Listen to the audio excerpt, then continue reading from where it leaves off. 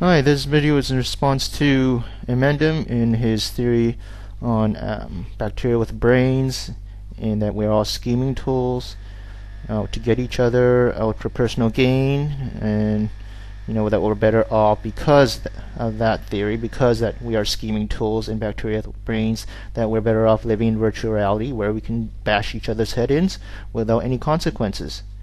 Right? We can try to inflict virtual damage on each other on the virtual battlefield, right? Play video games as a means of catharsis, right? As a means of exercising our sadistic side, right? Without actually harming each other. But is that really a realistic scenario, right?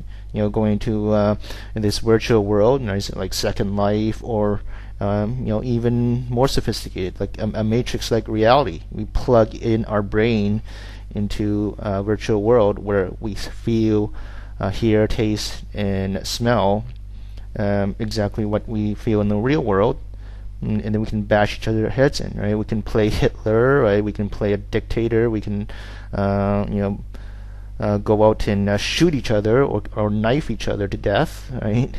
To quote death, right? And feel good about it because, well, it's just a video game, right? There's no consequences, right?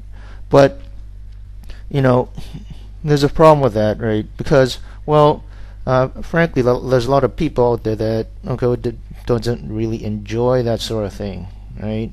It's not human nature, right? Maybe I'm generalizing a bit, but in general, people don't enjoy going into a battle, right? Battle, war, that sort of thing, right? Unless you're some crazy psychopathic nutcase, isn't fun, right? People can differentiate between reality and fantasy.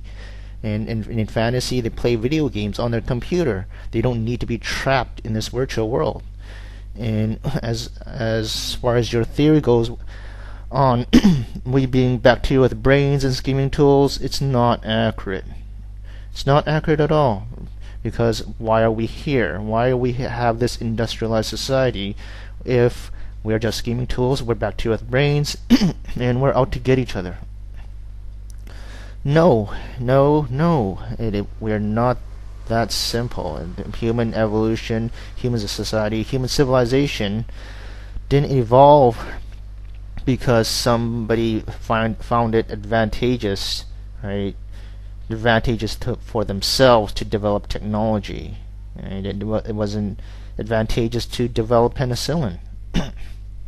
It wasn't advantageous to develop computer technology or internet, right?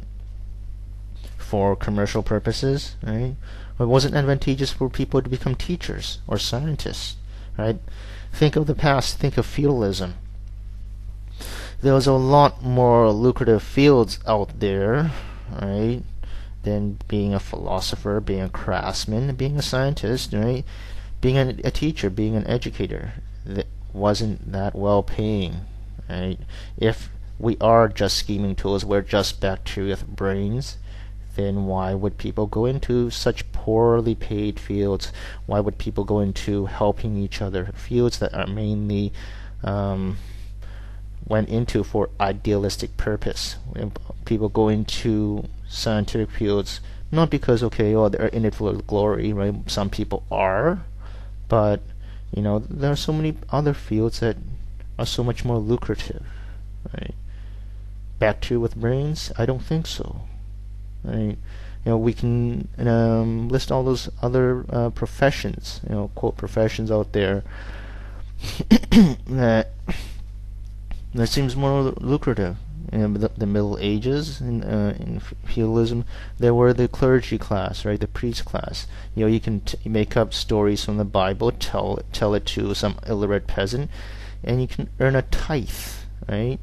You can earn a tithe that goes to the centralized church, and you get lots of money from that.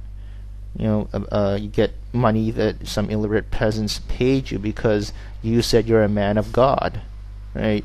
That was a lot more lucrative. That was a lot more lucrative than being a scientist or a philosopher, right? So why go into those fields? Why did people go into that?